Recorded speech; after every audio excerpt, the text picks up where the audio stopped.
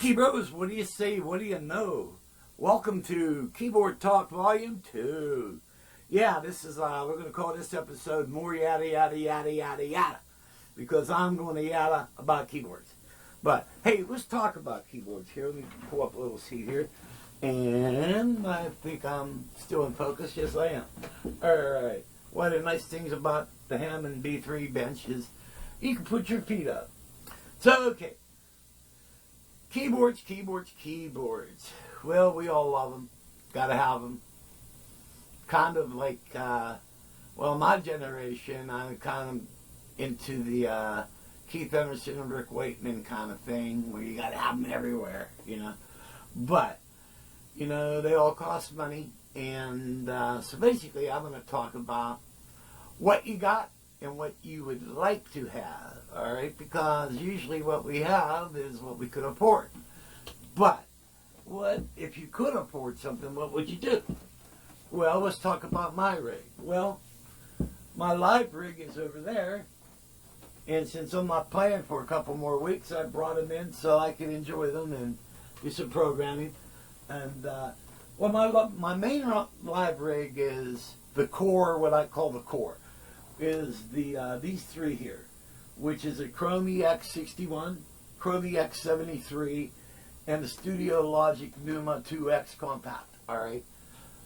Due to health reasons, I can only play semi-weighted keyboards because I have psoriatic arthritis, and it's in my shoulders and it's in my wrist. So I can't play a fully weighted. Now, there's a couple that I can play. My favorite is this Sonic MR76, all right? It's got a Pitar key bed in it. It's fully weighted. Actually, this turkey has wooden keys on it. But it plays like really soft. Light. Like if you would play a Kawhi Grand or a Wurlitzer Grand. All right, it's light. Now, a buddy of mine has another keyboard that I could probably play all night, but I'd probably feel it the next day in the shoulders. But it's really a lot of fun to play. I'm not real fast on it. I wouldn't be able to do like, you know, but it's a fun keyboard. It's a Nord Stage 3. Really, really cool board. And for piano, for me, I like the lighter action, so the Studio Logic 2X Numa does it for me. So let's talk pianos. Well, for pianos, well, basically, if you want to look at it from a realistic point of view, is everything depends upon the samples you got. All right, you could have the cheapest keyboard in the world, but if it's got really awesome samples on it, the piano's going to sound great. But it's also a marriage, because you've got to marriage the playability of the keyboard with the sound. All right. So with every keyboard player, it's going to be different. So you got to have the touch, but you also got to have the sound. Because if you got a great touch, but the sound sucks, then you're going to suck because you're not going to dig what you're hearing. And but the samples on this are spectacular. Matter of fact, we brought up the when my buddy first bought his Stage 3, he told me to come up his house. So what I did was I packed up the Numa. Not a big deal, it only weighs 15 pounds. I packed up the Numa. He had it up on his stand, and I put it up on the second tier, all right? And we loaded in the white Grand on the Stage 3, and I loaded up my Japanese Grand. They were identical. You couldn't tell which one was better. The samples were spectacular. Then we tried mixing. He had like the white Grand with something else. Then I did the Japanese Grand with the German Grand, and they all lined up great. So as far as samples, this Numa cuts it. So could I dig another piano? No, but if I could play a fully weighted piano, what would I buy?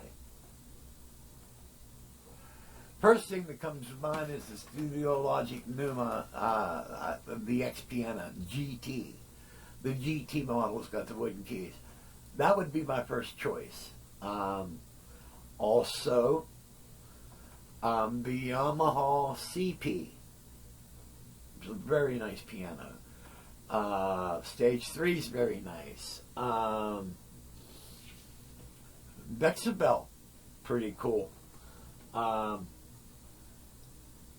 trying to think what else. I know I'm leaving something out.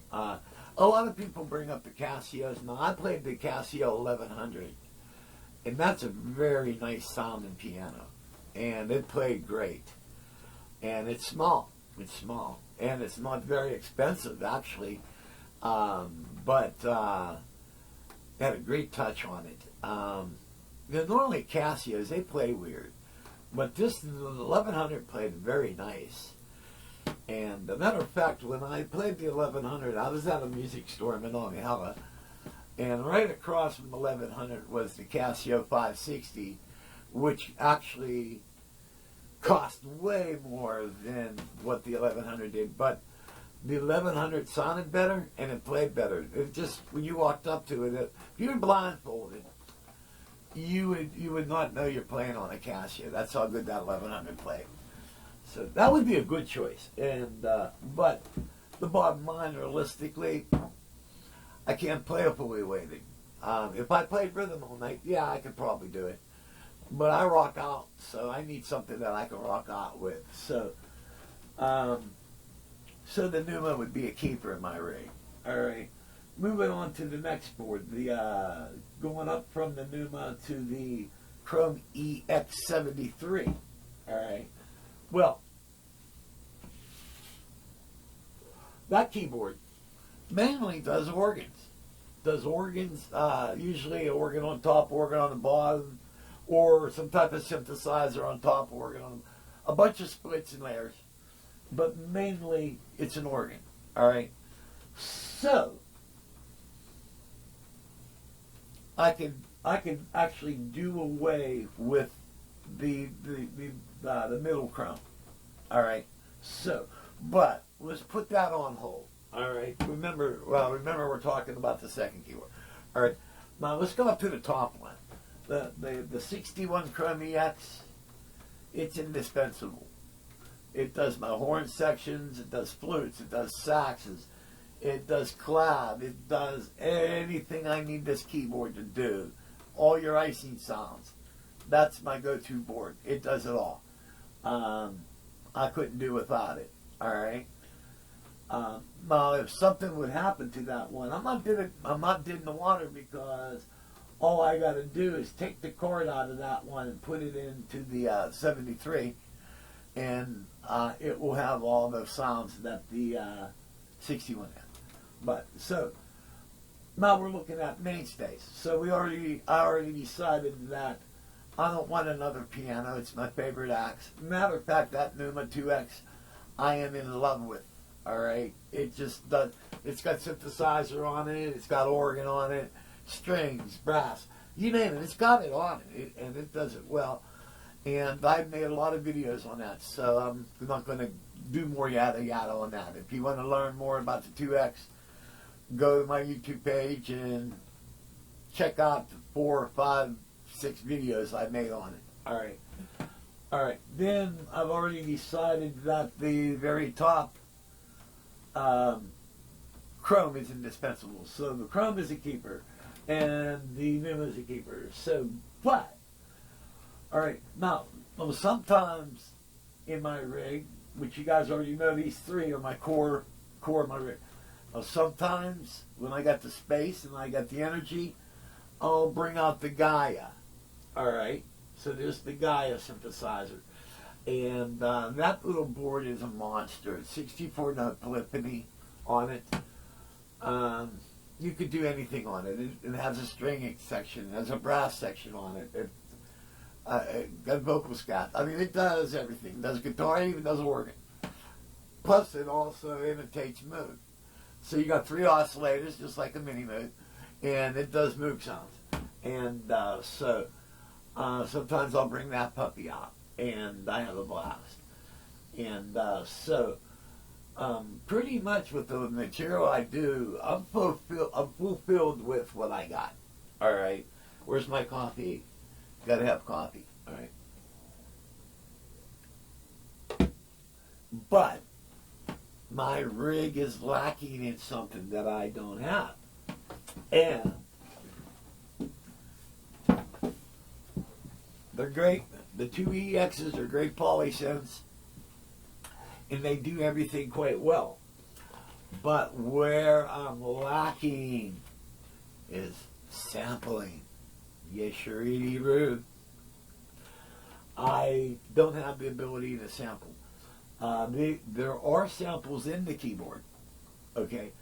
But then also I belong to a page called Chrome Heaven. And on Chrome Heaven is a bunch of Chrome and Chrome EX users. And basically an EX is just a glorified Chrome, all right? And I think it has more polyphony, more polyphony, more programs in it. And apparently a slightly different operating system because the editor that they make for the Chrome does not work on EX. So that tells me there's a little bit of different operating system in there. So I don't know. If you guys know, mention it in the comment. Okay. There's a guy up on Chrome Heaven. He created samples by using apparently he used another keyboard and a computer. He figured out what format the samples on the EXs plays on, and he created the samples and he put them into that format, and you could load them into the EX, thus turning the EX into a rompler. All right, but actually the EX is not a rompler, but he got it to do it. But it's a long, drawn-out process how he got it to do it. Okay, way too complicated for me. And basically, I'm a baby boomer. I'm old school, and I grew up through the 60s and the 80s, and, well, I'm down to one brain cell, so I'm limited on my capabilities, all right? And also a couple years back, I had a mini stroke, so that doesn't help matters any. I was goofy to begin with. Now I'm goofy times whatever. So, but a sampler would be, that's the gap I'm missing. Now let me tell you about a boo-boo I made. Some time ago, when the Cronuses first came out, well, when they released the Cronus X, I bought one, all right? I bought one of those, and I bought a Casio XWP1. Is that right? It's some type of synthesizer, even had drawbars on it. It was a cool keyboard. I bought both of those at the same time. And now, my purpose in buying a Cronus was, my favorite keyboard is my Triton, which is my baby right here. All right, this is a Triton Studio 76. This is my baby. If I should die, I want to be buried with that.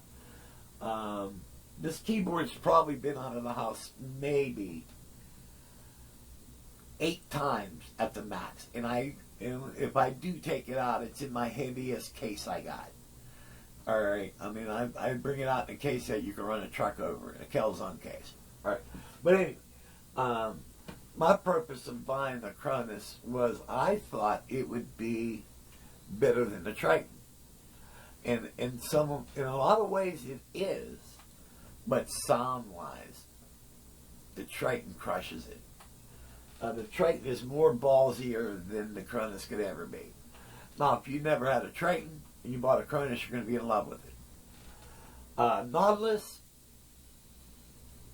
it's not better than a Cronus. The Cronus has controls off the butt, and Nautilus is lacking a lot of controls that the Cronus has. All right. Some people say, the Nautilus is better. No, it's not. It's not. No way. The Nautilus is like a sibling of the Cronus. All right. And the EXs are like a cousin of the Cronus. All right. But where I screwed up, I wasn't playing. I was retired.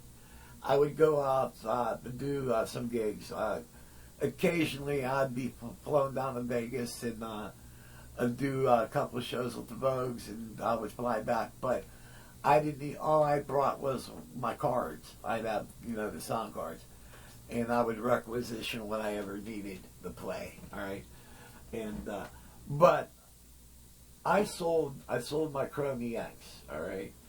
But I was thinking that, I wasn't thinking about what if I go out and play again, And, but that was the boo-boo, because I did go out and start playing steady again. And if I would have kept the Cronus X, I would have had an organ with drawbars.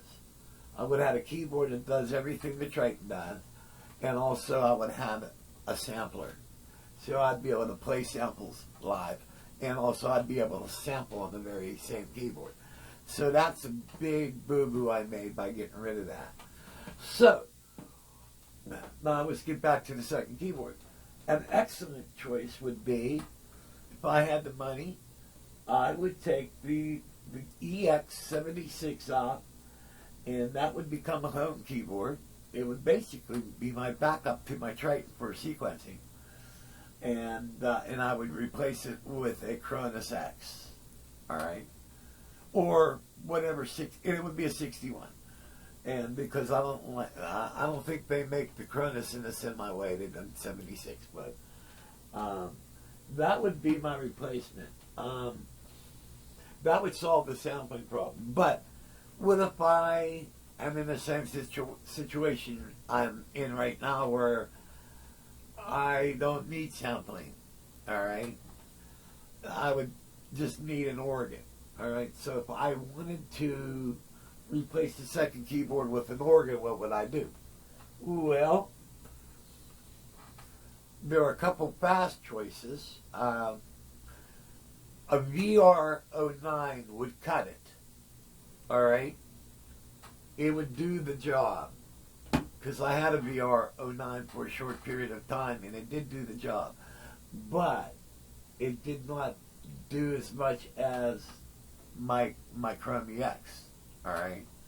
Yeah, she had a good time hanging out at home for a week or so, but she ended up going back out on the stage because the VR09, it's awesome. It's an awesome keyboard. But let's face it, Google Chrome did more. I just lost out on having a drawbar. But a lot of times I can't use the drawbars because I'm always got my hands on two keyboards. So I'm playing this, I'm playing that. And if you guys are a follower of mine, you've seen me on videos. So really there's not a lot of time to move drawbars around, So, but if I needed an organ, what would be my choice? Well, the VR09 would work, and it would do the job. The VR730 would probably do a better job. All right. But what about, we're talking about if someone said, well, buy what you want, we'll buy it for you so it won't have to come out of your pocket. What would I use?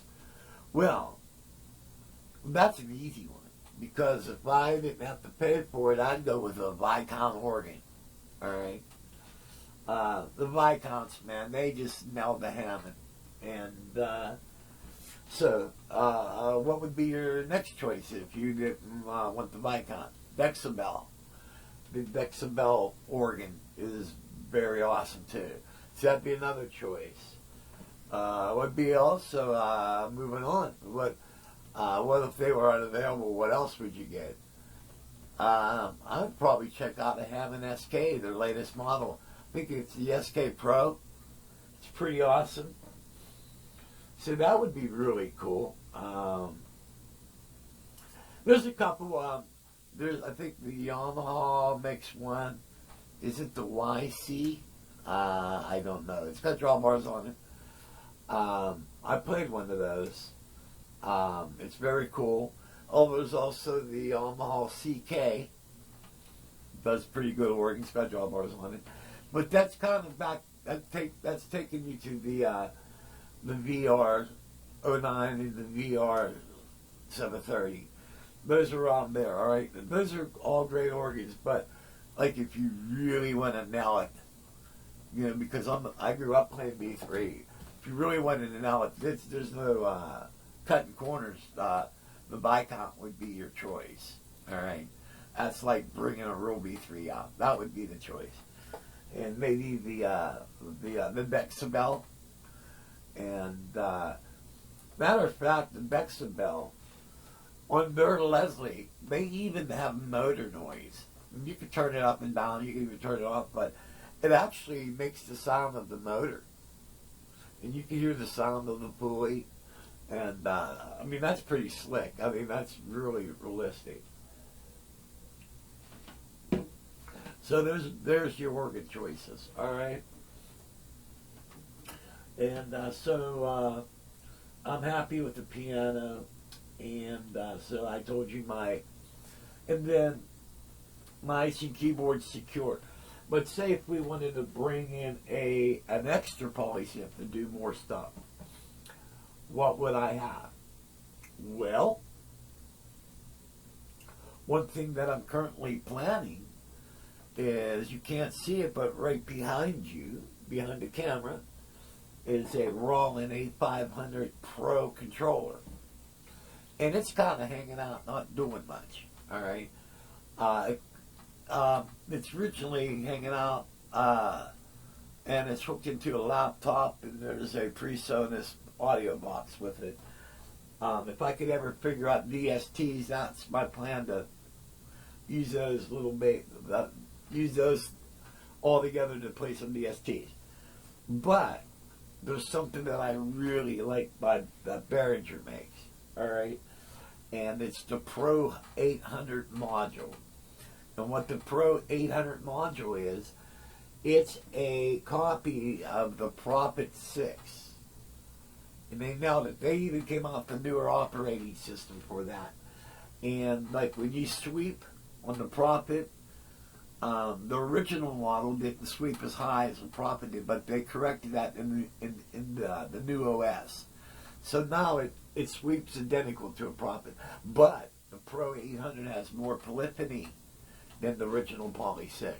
All right, I mean the Prophet 6. All right, and what I'd like to do is, since I like to build rocks and stuff like that, I'd like to maybe make a rock, put the A500 in it, and build in the Gaia to go on top of the A500, and then put the Pro 800 module and kind of build that into the rock and have it like on a swivel, where I could bring it up like a mini mode, so I can bring that module up. Then I'll use the A500 to play the Pro 800 module, and that would be a nice little rock. It would sit on the stand, and it would give me all my Gaia sounds, mini Moog sounds under that, then I'd have all the Prophets on. So a nice, cool little synthesizer section. And that is going to happen. It's just when I get the money, the extra money to buy that module. All right, so that's a reality. But if somebody was going to give me money to buy some other toys, what would I get? Well, one of the synths I like to have is that new thing by PPG. I think it's called the Wave. I like that. There's another thing made by Seaboard. It's like a rubberized keyboard. You can do a lot of cool things with that. I'd like to have one of those. That would be cool. The Studio Logic Sledge is a really cool poly synth. That would be really awesome to have. And there's a bunch of other ones they came out with. Would be really cool to have as additional poly synth. And this would be stuff I would use to bring in more craziness, you know. So that would be pretty cool. That would be set up as like maybe piano, then the two poly synths, and then the IC keyboard up on top, because that's my brass section. All right. So I'd have to have that on top. Then I'd have to go to a Vortier stand. Then over to the right would be the synthesizers. So that'd be the rock that I would make. All right. But now, something else that I have in works is the I don't have the money to buy another Cronus right now. So, so how else could I conquer my sampling problem? Well, I can do it with a Roman. I think it's a Roman. I think I have it written down over there, but I'm too lazy to get up. I think it's called an SP404 Mark II. It's a module. It's got pads on it. You can sample into it, and you can play the samples back on the pads. All right. That's up. They have one of those up at Pianos and Stuff Music. And when my buddy comes back off the road, I think we're going to take a romp up there and check that out. So for $400, I could cure my sampling problem. All right, so that would be pretty cool. And now, you know, I got what I got, and the purpose of this talk is kind of open up the comment sections for you guys who belong to my keyboard page, which is a Facebook page called Keyboard Talk. There's a link on my YouTube page. You keyboard players are welcome to come over and join. It's a private group. I'd like to see you all there, and I'd like to talk to you all. It's easier to talk there because you have the messenger where we can just chat instantly. So, and a lot of you guys I'd like to talk to, and so, you know, come on up here so we can continue on our talks and stuff, because I do recording and a bunch of other stuff, but, and I'm thinking, when it comes down to it, well, put it this way, when I first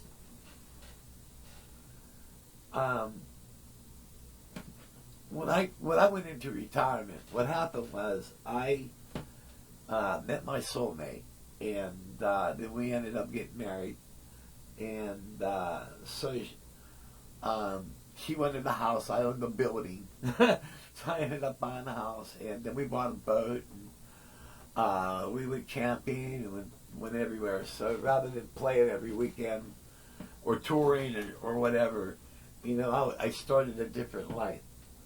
And so what I did was I sold all my live gigging gear, and I bought more recording stuff so I could just hang back and write. And then when I got back into playing again, I had to put a rig together. Well, what started out was I was bringing out the Triton. Then this here is a Phantom, the original Phantom. And I forget what my icing keyboard was. But I went through a bunch of keyboards when I joined the band Flight Risk. I went through a whole shitload of keyboard rigs. And then I finally settled down because I wanted something light. All right, light and easy to move and very capable. All right, so I finally settled down with these three keyboards, but it was quite a journey. But so I kind of forgot what I was talking about. But see, that happens when you're old and you only have one brain cell. And I know a lot of the Nords are really capable, and I just don't. I don't like the price. I've seen what's inside of a Nord, and you know, the bottom line, all a Nord is it's a Pitar keyboard, a high quality Pitar keyboard with 3 small electronic modules. All right, you have one board that's mounted onto the top chassis, which is your control board. Then you have another little small board. It's only about this big. All right. And I guess that's got all your computer chips in it. And then you have a power control board. That's all inside. That's all what's inside of it. And so if you spend $5,000 for stage 3 or stage 4 or whatever, that's all you get. You just get those little control boards and a Pitar keypad. That's all it is. And and also the dependability issues. You know, I've noticed a lot of problems with it, and I'm not really happy with their quality control. All right, so, but if you overlook all that stuff, any Nord keyboard you play, it's a blast to play. They have what I call a captivity factor. When you walk up to it, some people, you just walk past and you just go, then you move on and play the next keyboard. A Nord will keep you there, all right? I'll tell you another keyboard I played when I was at the music store that I played was the Korg SV2. And I actually stayed there. We went up there to take care of a technical problem for my buddy Danny. And I just went up there because it's an hour drive. I went along with him to keep him company. And while he was talking to the sales guy about his problem, I actually played on that SV2 for a long time, which also would be another piano that I would put in my piano's choice, all right? If I could play a fully weighted keyboard. An SV2, that would be another one up. And but there's so many boards out there, and I think the key thing is, you know, you find a bunch of boards that you like, and mentally, like, you know, say if you want to, okay, I want a 4-layer split here, and then I want a 2-layer split here, all right, and you know what you want to do, and you can walk up to the board and just do it. That's the board you want, and the sounds, if they sound great. So, you know, that's the marriage. You know, you have the controller, the playability, and the sounds, and the ease of getting around on it. And I had a bunch of Junos. I had a Juno Stage, which was fairly easy to get around on. I had a Juno DS, sounded great, but was a real bear to get around on it. I just couldn't wrap my mind around it. All right. Then I found out about the Chrome EX when I was at the music store, and I says, "Wow, this is like a baby Triton or a baby Cronus." And sequences exactly like a Cronus or a Triton. And you got the touchscreen on me, and it's just like I was in heaven. And just like the layer and split I was telling you about, I could do it right now with my mind, and I could just walk up to the keyboard and do it. So that don't take anything away from you. And but the comment section's open for you guys on the Keyboard Talk, man. Let's hear what you got, what you like, and what you would like. For you YouTube guys, thanks for watching. And I read all the comments, and I like to see you all up on Keyboard Talk. And I think before I end, I'll maybe do a little playing and have some fun. You know what the hell, everything's all hooked up, so something's loaded in the tray, and I forget what it is, but basically I'll just play along with it. And got some EP550, it's a vocal keyboard. Vocal keyboard. Alright. Okay, we got guitar here. Sax. We got flute. Okay, we got synthesizer. What's this?